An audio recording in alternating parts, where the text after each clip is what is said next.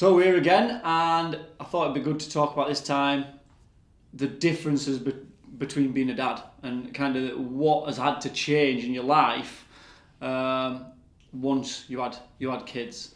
And I know we spoke about this a little bit, and we've kind of said not really changed to start. We don't feel much different, but then as time goes on, everything starts to kind of change. I feel. Yeah. And it's much different. Yeah. We've spoke about it before, haven't we? Where for the person giving birth, something's going on in their body mentally and physically where they're changing, like they're almost being prepared. Their body's preparing them for what's about to happen. Yeah. Whereas our body doesn't go through that, does it? No, it's all physiological. manual. Yeah. So we might be changing emotion, but like it's all conscious, isn't it? Whereas a lot of stuff's going on subconsciously for the person giving birth. So like it took. I didn't feel any different right away, apart from obviously I've been through something life-changing. Yeah. But I didn't as you'd be led to believe, the baby gets put in your arms and you're just a different person. I'm never gonna let anything happen. Like nothing like that happened. I think, like I say, as we touched on before in another podcast, I felt more relief in the moment than joy, and the joy comes later. But it's more about because you feel like you should be buzzing. And then, for me, it's been more a gradual process. So obviously, over 3 months in now, and I just enjoy every day more. Yeah. The first few weeks, what was it like for you? Yours is very different. If we go back to even, ours were just very your first few weeks were still in hospital. Yeah, it was so what was that like? Just very surreal. It almost felt like we left every night to go home. Mm. So we'd leave, depending on what time, but no later than 7 o'clock every night. We'd leave the hospital, and that experience was horrendous. You know, getting in the lift. Was you worried? In the hospital, yeah, of course. Like, obviously, you're worried about being like, did she? Because obviously they're in good hands. They're in good hands, but at the same time, they're hooked up, so they've got like heart monitors. So you've got the heart rate, you've got their oxygen saturation levels, got all these stats, and every time one drops below what it shouldn't be, there's a beep.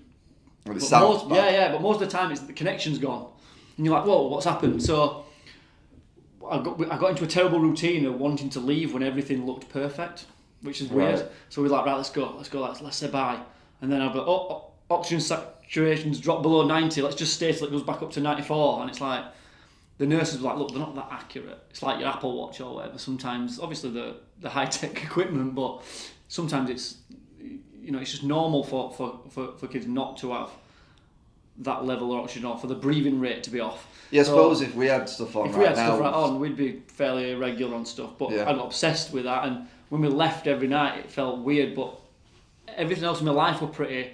Like, I weren't having to deal with poor sleep for the first 5 weeks because I'd get a full night's sleep every night.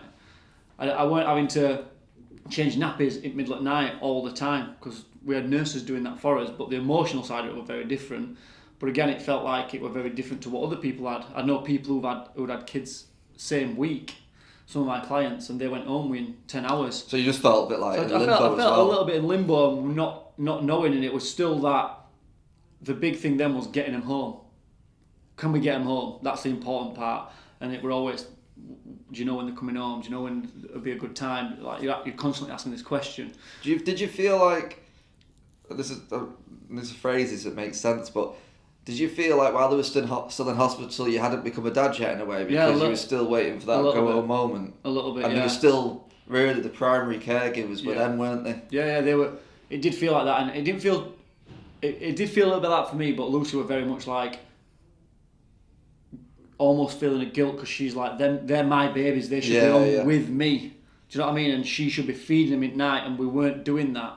But then there's realisation they're in the right place because they weren't ready to come home. They weren't regulating their own temperature, for example, so they couldn't come home. That's why they're in incubators and they've been warmed up and stuff like that. Do you know? So it were a really surreal thing, and that was something that we weren't prepared for, and it was pretty strange. And I was doing work. There were a coffee shop there. And I was going to say that. So I just cracked on. Like, I just got on with it, and I'd see babies for an hour, have a cuddle, and then I'd be in cafe for 2 hours doing work, doing sales calls, talking to lads, doing social media stuff. And it became very, and I look back on this and I said it was pretty strange how I felt. That became the new norm. Do you know? It just became the new norm. Because it's enough time to get into a routine with it, isn't it? And then when we did come home, that was strange, because then it was like we were up doing things at night and we were doing this, and then it almost felt as if that was when the change happened, and it felt really hard then. So obviously we didn't have a traditional paternity leave because we've got businesses, so we can be flexible. Yeah. Did you try and have a paternity leave when they come home? No, not really, because I didn't get that luxury. We had things going on at work that were I'd literally set the business up ready to have these kids. So I'd stopped with the coaching, with the fitness business. I really took a backwards seat because that's what I wanted the business to look like. And then staffing issues towards the beginning of the year when they were born. So the realities of running a business. I thought I'd set everything up perfect. Twins were born. A few weeks in, everything went tits up, and I had kids at home, and I was back in coaching, which I'd not done for a long time. Stresses at business were through the roof, and then first 4 weeks were really hardest weeks I've ever had in my life. 4 weeks after the baby. After the baby come home, Right. It was harder when they came home because Lucy and me were dealing with two, so Lucy were getting used to having two at the same time. There were feeding issues, like I know you've been through that. There were just the general issues, but we were we'd not had time to get used to it really. How did you feel as well then when you actually come home for the first couple of nights? The massive feeling of relief, obviously, because while ever they're in intensive care, you think you associate that with a problem. What about though the idea of because when we come up, because obviously ours was more what you consider traditional, so unplanned C-section, Helen ended up having 2 or 3 nights. So what you mentioned about staying over, blah blah blah blah, I did that, but for 2 or 3 nights. So but without Helen, so Helen stayed there. Almost 24-hour care. Just it's normal with a C-section, they're checking on you and making sure that you recover, and you're getting extra strong drugs for those 2 or 3 nights when the pain's the highest. And then I would go home and get a good night's sleep and come back, and I wasn't doing full days because we weren't allowed to. I think it was something like I don't know, 10 till midnight. So I think I did a couple of midnights and one, because actually that was it. You could only have one person in at once, so I was alternating with Helen's mum. And then after that, I can remember coming home. I remember the drive back. Actually, I was driving 10 miles an hour. Oh my god! And you're getting obviously arseholes behind you beeping. You're just thinking, And that's one change in me then. Yeah, you try and be a bit more. I used to probably be that person who was rushing to get places. Like, why is this person driving so slow? Yeah. And now I always think that person could have been me driving off at hospital. Yeah.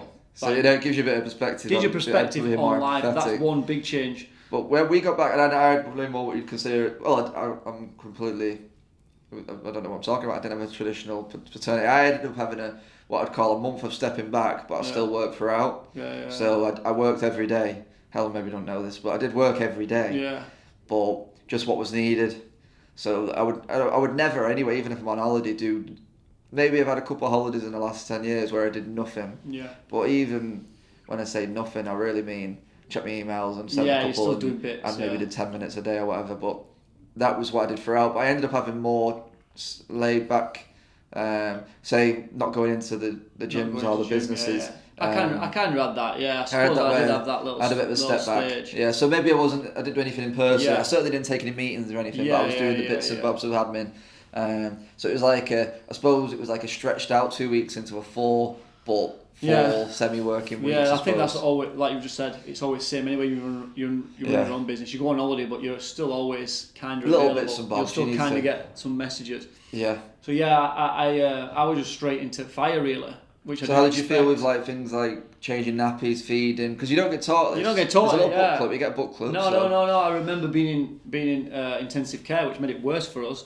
So I'm in intensive care unit, and midwife or nurse just goes, come on then dad, you're going to have to change this nappy. And suddenly I'm changing a nappy through an incubator, by the way, so I've got my hands in not the baby, Sophia or Oliver is in there, so I've got my hands in these little holes. It makes it harder then, definitely. Doing it, and I've got someone who's probably changed 10,000 nappies, 100,000 nappies watching what I do, and I've just felt really under pressure.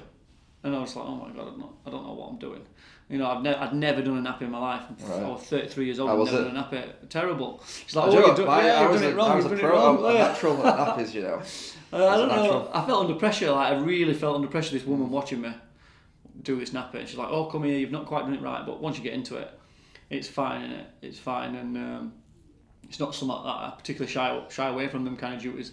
I think, you know, quite enjoy. I enjoy it. But I like doing nappies. I mean, obviously, a smooth nappy is good. When it doesn't go to plan, it's the worst, and you start thinking it wasn't my turn anyway. Yeah. But yeah, things like that I don't mind. But I think for me the biggest thing was, because you think about every little thing at first, don't you? Yeah. Oh, should it be 1 inch away from the radiator, or the other side of the room, or should it be here, or is it cold, is it hot? Yeah. And ultimately, now you're a few months in, you start to realise that you've got quite a lot of wiggle room and everything, haven't you? Yeah. We were really worried because ours had been under these monitors. Yeah, of course, So we were obsessed with temperature because they had body temperature, and that would be constantly being. Yeah, so you were constantly looked at. So when we came home, I'm like, how are we going to know what temperature the room is? So I was like on Amazon looking for. Yeah.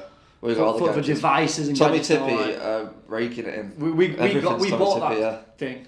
Yeah. And what it tells you what temperature is by colour. And the first few nights I'm like, it's gone green, it's gone yellow, oh my God, it's too cold in here, and I'm like, get another blanket. Our first few nights I think was boiling. Yeah. So we was trying really hard to keep it cool down. It down. I think it was like during a heat wave. Yeah. We had that because these Tommy Tippy products anyway, like again, something I don't know anything about until you have a baby, but they've got every gadget going, and easily all these gadgets could be rolled into one product. Yeah. Like one of them does like white noise and makes like a pink light as if you're in the wind. Yeah. One's doing the temperature, which easily could be on that. Yeah. And then obviously the milk machine's great. Yeah. Have you got one of them? No, we Lucy breastfed, and then Sophia's on special formula to build her up. We did a mixture. We did a mixture, which is another conversation. But so if you move on to say those earlier bits, which are a little bit frantic and all that. What was it like when you started to find your feet? Fine. Again, it still don't feel like you find your feet all the time. It's always different. Isn't it? There's different problems, different things pop up. But from an actual personal point of view, like I said, I didn't feel like I changed too much. And then I suddenly realised how my life were going to change forever, and that's such things as weekends. You know, you're not with lads anymore. You know, that's gone. Do you know what I mean? That kind of thing's gone, and we spoke about this before, that we knew early on that we're going to go, and accepted it, and we were in a stage in his life, and I certainly were, where I've done everything I want to do with the lads, and that social aspect. Well, look, the thing is as well is like we've talked in other podcasts about the build up, and that build up was not only say getting businesses ready and whatever physically good shape and all that. It was also getting ready for, in my opinion, for a bit of a new routine. So by the time the babies come, it was all welcomed, way gone. So like obviously we toned down our drinking massively. I had a few months off in the build up, and we almost was test running a new routine completely. So by the time the babies come, I felt I was in those habits rather than having to. Looking back, maybe I didn't realise how important it was, but I'd almost created, obviously you're doing a lot of coaching at the minute online, etc. Mainly focusing on habits. Getting those habits in early before the baby comes was really crucial, because there's so much going on, there's so much chaos that could throw you off a routine. You don't want to start introducing new habits then. They need to be in place. So hard. So you said, that I think we were both prepared for that, but obviously once we come out of hospital, then I could settle into new routines. I didn't train for 5 weeks while they were in. Well, I was different. Not to be cocky, but I actually trained throughout. But I didn't obviously have the same routine as you. But I was. It sounds really selfish. I know people are probably thinking, "Oh God, like can't believe you not just dropped that for 1 week." But I felt like I needed it, just to keep myself focused and on track. Definitely. And what we've said before in the past. If I'm trained, and don't get me wrong, I'm not going in there just doing bicep curls. I'm going in there and I'm probably more doing my jiu-jitsu, where I'm kind of switching off, being in the present, having a blowout, and I feel like I can get out my system and I can be more focused and switched on for everything at home. Whereas if I was at home not doing that, and I'm not feeling good energy-wise and all that, then I think I wasn't at my best. And I'd rather sacrifice 45 minutes and be bang on for the other 23 hours and 15 than than not feeling great for the 24 hours because I didn't sacrifice that 45. That's what I found in them 5 weeks where I was in hospital where I couldn't train. Yeah. That I knew that I needed it. And I knew that when we did, I missed it. I missed the training. And I missed the structure. And I missed, not the training and like, oh, I want to look this certain way. It's like you said, the mental side. And that's such a big thing. I missed that part of my day where it was very full on in hospital. We were there, you know, because eventually, like I've not mentioned, we actually stayed in the hospital. So we had like 10 days living in the hospital. So I'd get up in the night to go make a bottle, and I'd walk past the nurse's reception. Yes, that's surreal. In my dressing, well, I had to put a dressing gown on, but I had boxers underneath, and I'm like, morning, and they're just starting the night shift at 5 a.m. And then I'm walking. Was it your dressing gown? It was my dressing gown. I set my own dressing gown. Did anyone ask you to do that? Are you sure? Well, it's literally, I'm like, you're living in someone's workplace. Like, you hear, we're just outside the room, just outside where the reception is, where all the nurses are. So you're listening to them chatting, you're listening to them having conversations about what they're doing at weekend. Why has that guy got a dressing Yeah, gown? why is the guy just walking around in a dressing gown with his boxers on? But it did become weird, and I've got my laptop in the kitchen area, just doing work. So it felt, I got to know people, like the cleaners and that, really well. It just felt bizarre, and I missed that structure. And what I'm saying is that before having kids, my life and your life are pretty similar in a lot of ways. That it was very structured, and we could to a degree spend as time doing what we want. Like my routines, go to gym at 8 o'clock in the morning between 2 sessions that we've got on. Boom, 4 or 5 times a week. That's my routine.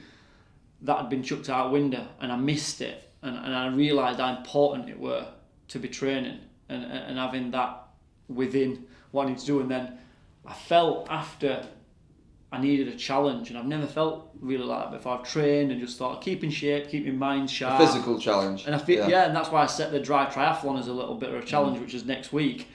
And I just felt like I needed to prove to myself that I could still get fit, get healthy, and achieve something while being a dad. And I've seen other people do that kind of thing. Well, obviously we've heard all our lives, because really we're technically considered, I don't feel like it, but older dads. Well, no, probably not actually.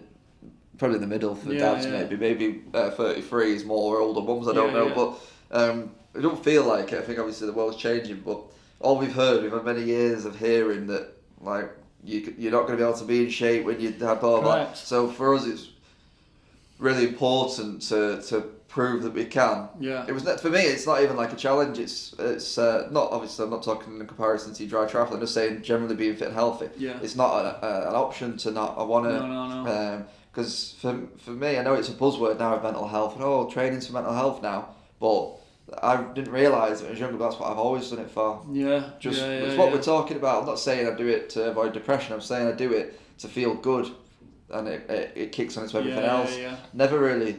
I suppose that'd be a lie. I was going to say I never really trains for aesthetics, but everybody trains at some point to a degree.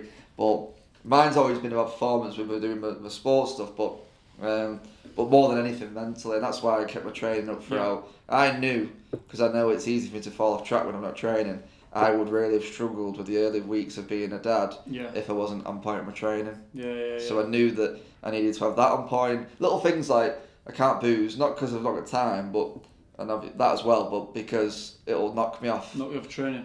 It'll knock me off, but not my training, my training. But I need these habits in place: no alcohol, training, good routine with as much as I can with sleep to feel at my best. To be being, I suppose, the best dad I could be in those early weeks. But so if we go back then to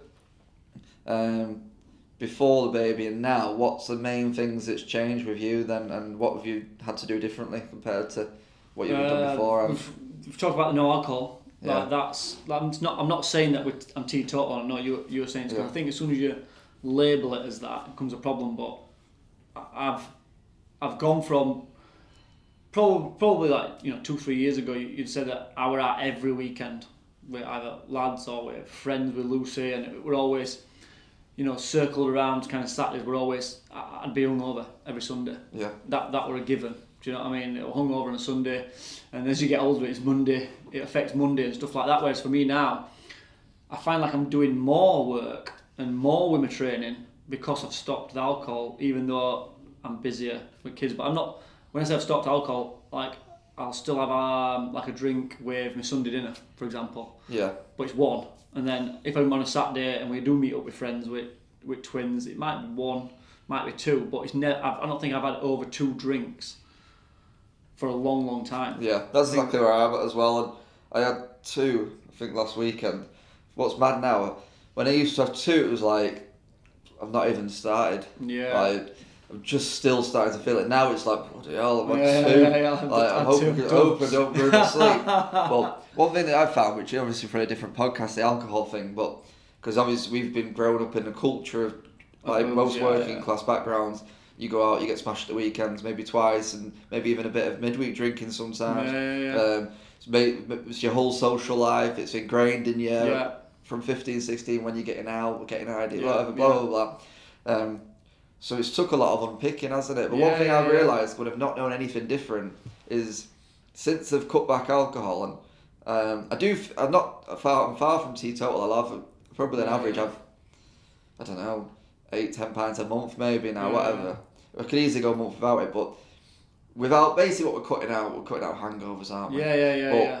Not getting hangovers or even enough drink to even get a slight hangover where it's more mental. I just feel like I've honestly got about 15% of my life extra back. 100%. And that's where you find time suddenly for all this extra family time while still doing well at work and while still doing well in other areas that you might have done beforehand. So you've not had to sacrifice because you sacrificed alcohol, which was basically quite happily on the chopping board, I suppose. Yeah, and I think if I had to say anything to any kind of business owner right now and who's struggling with productivity, like I kind of look back and think, I wonder what I could have done back then if I weren't going out every weekend. And that's kind of something that I sometimes think, you know what, I wonder what I could have achieved if I weren't going out every weekend. Yeah, it is mad. Monday weren't a little bit of a struggle. Like the problem we have in your own business is you can structure your own time. It's a godsend in a lot of ways, but it's also sometimes a negative if you're not structuring. If you're structuring it around things that are not important. And I sometimes do think that. But that's one big change, is the mindset around that, and I'm happy with that. It's not like, I know a lot of dads who might give up drinking or not be able to go out with lads, and they're missing going to football or going to the pub, and it's kind of resent that. Yeah. Whereas but do you know what? I'm not. We're going to obviously definitely do that in a different podcast, but like a lot of it isn't the alcohol, is it? What the people will be missing is that camaraderie with all the like. What I've found is when I see my mates now, I don't have to go and see them have a beer. There's so many other things you can do. Correct, yeah. That's true. But what about your training then? So what, like, I know you're training probably as hard as you were, but what's changed with your training and the way you train? Because for me, if I just quickly gloss over mine, I would, even though obviously we're from health backgrounds and we're supposed to love training, I would faff about loads where I was going to train at 9, but do you know what, I'm going to train this evening. Now, you used to just get your training done, because you might not have an option. Yeah, you haven't got the option. Like for me last night, obviously I'm more do a grappling, jiu-jitsu, blah blah blah. I used to have the luxury of sometimes training in the morning, sometimes training in the evening. Like for example, last night I had all my gear on. Alfie was asleep, Helen was asleep as well, and she needed to catch up. So, and then I was going to leave. She knew I was leaving to go to training. I had all my gear on, and then he woke up. And then I had to, because I didn't want to wake Helen up because she needed that sleep. I was willing to leave if they were both asleep. But once he woke up, I couldn't leave with him awake and her not. You have to so I had to that was it. My training was gone. Yeah. So knowing that that's a session disappeared, next time I can't afford to faff. I need to. Not that could have changed. I just mean, like sometimes you can have like 6 attempts at doing 5 workouts and you can miss one now because there's sometimes one's taken out of your hands for you. You need to actually just get there and take your opportunities while they're there. So that's a big one, which is actually good for your training. It's good, isn't it? Because like you said, what I always found myself with business and with training is I always felt things had to be optimal. Do you know, like if I'd not had 7 hours sleep, I'd go into a training session with an excuse ingrained in my mind already, like, I didn't get a good night's sleep last night. I'll go a little bit lighter with my squats because I'm not have a good night's sleep, and all these excuses creep in. Whereas what you realise, like, I can go and train now off 3.5 hours sleep, and it actually don't make that much difference. Or I can get up and go for a run, because I've been doing more cardio, and people who are watching this, who are my clients, are going to laugh because all I keep mentioning is, I've been for a run. But I can get up and go for a run, and my times are not even different if I've had 3.5 hours sleep to 7 hours sleep. And obviously I'm not running at an elite level, so it's not going to make that much difference. But I've kind of just got this attitude now where it's like, just do it. Just do it, because you don't know, like, you don't know, later on in the week you might not get a chance, because you know.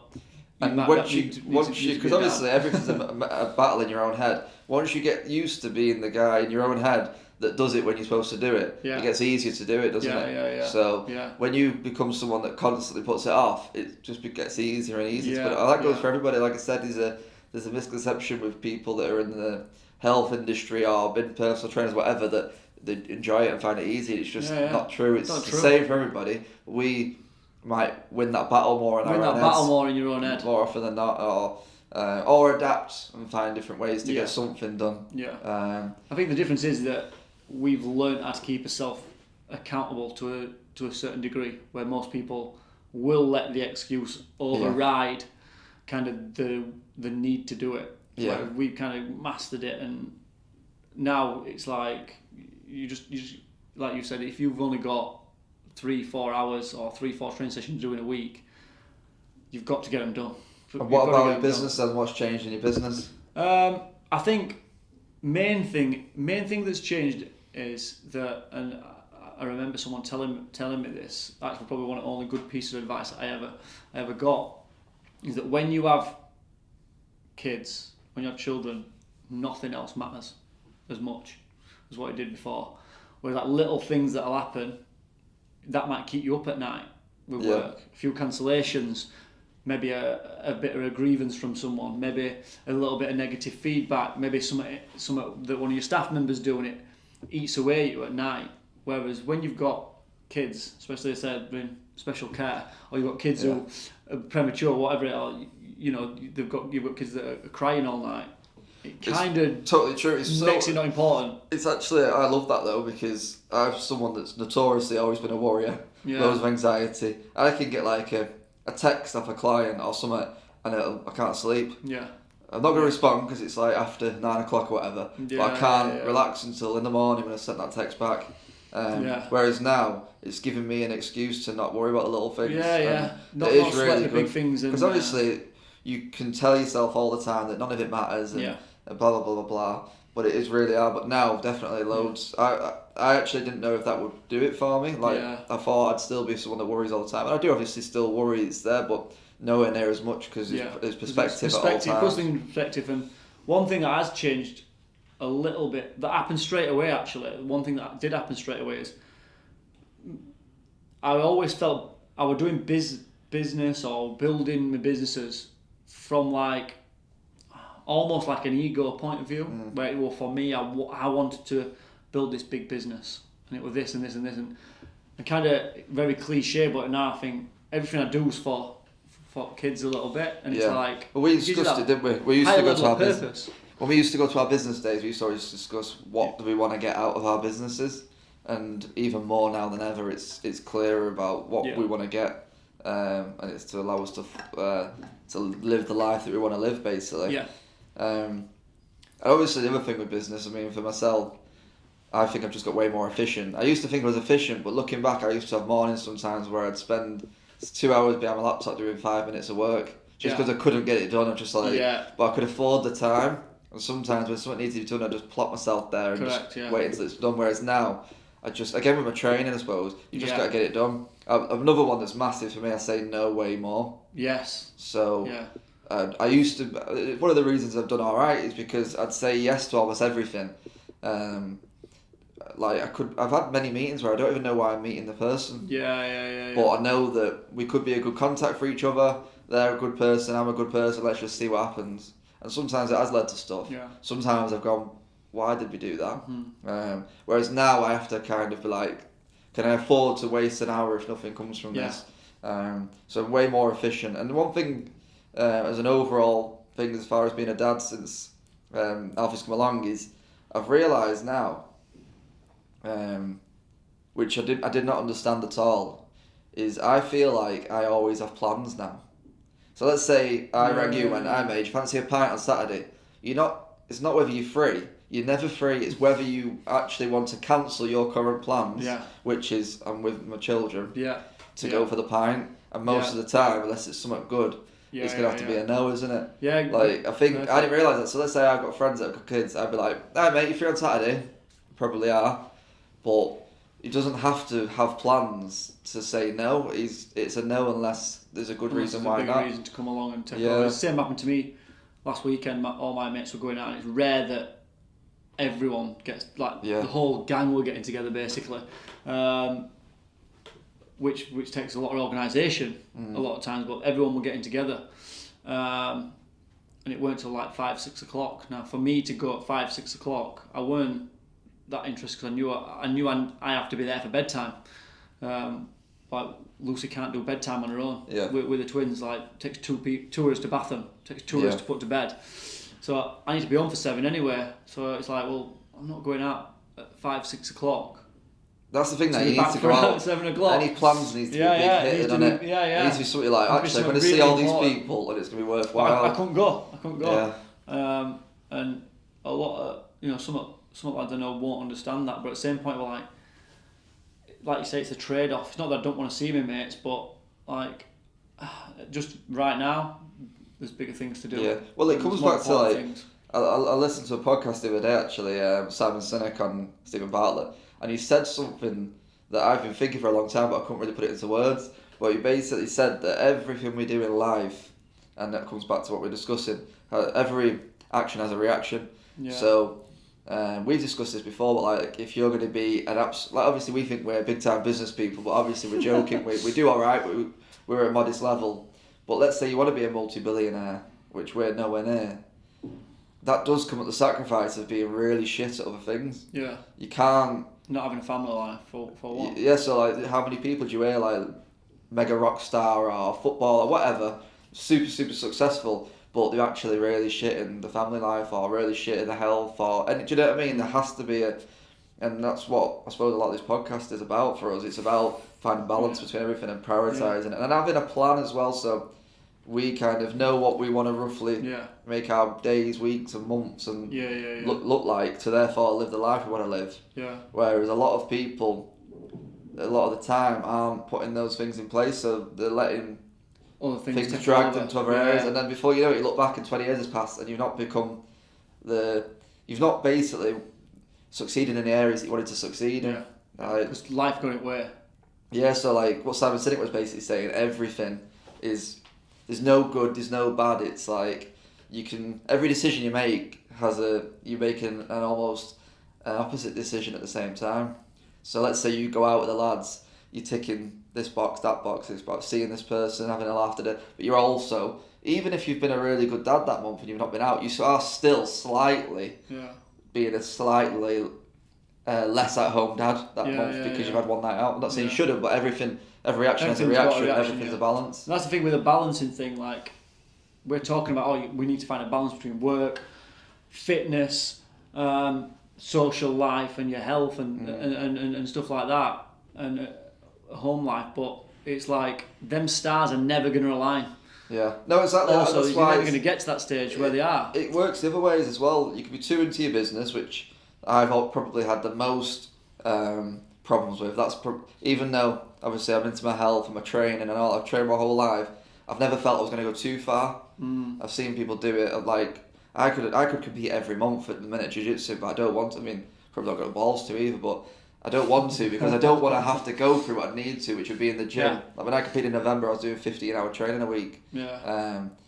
I almost want to train at a level that will allow me to have the output I need. It goes the other way.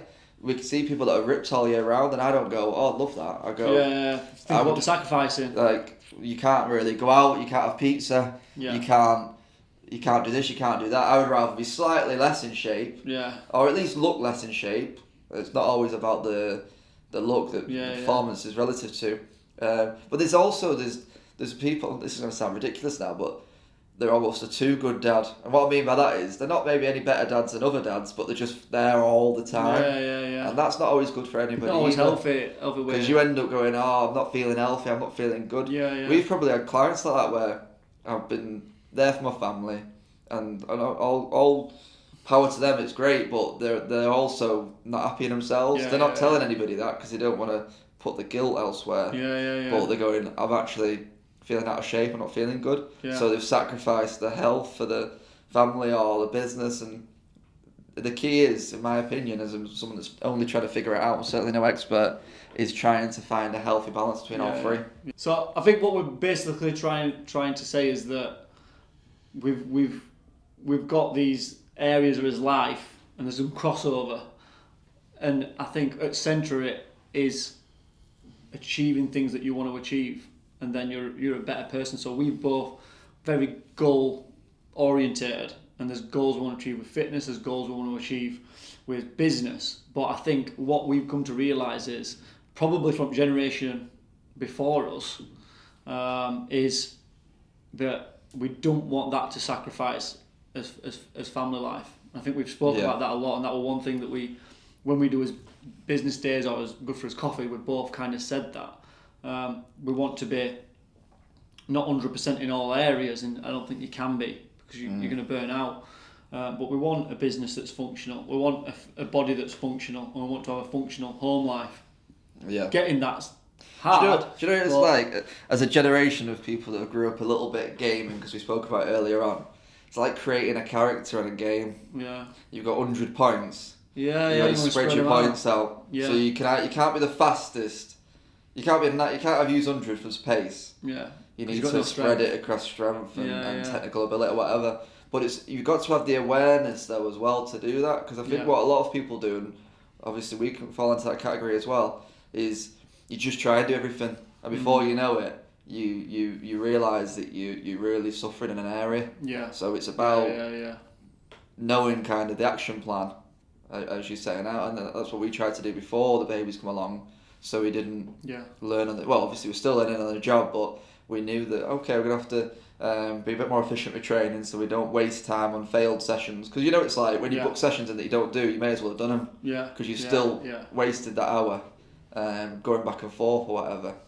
And the same with everything. So be more efficient business, be more efficient with your training. But also as well, big thing for us was we wanted to prove that we could still do it. Yeah. Going back to before, how many times have people told us, oh, it's all well and good running businesses, but watch when your babies come along, or it's good. Like, I hope you enjoy your triathlon, but that'll always stop. It's like, well, actually no, because one of the reasons I think why people struggle and we have a lot of issues with mental health and stuff is because they forget to look after themselves. Yeah. And ultimately, as we said before, you can only be your best for everyone else if you're feeling good within yourself. Yeah, definitely. I think that's the take-home point, is that you've got to look after yourself.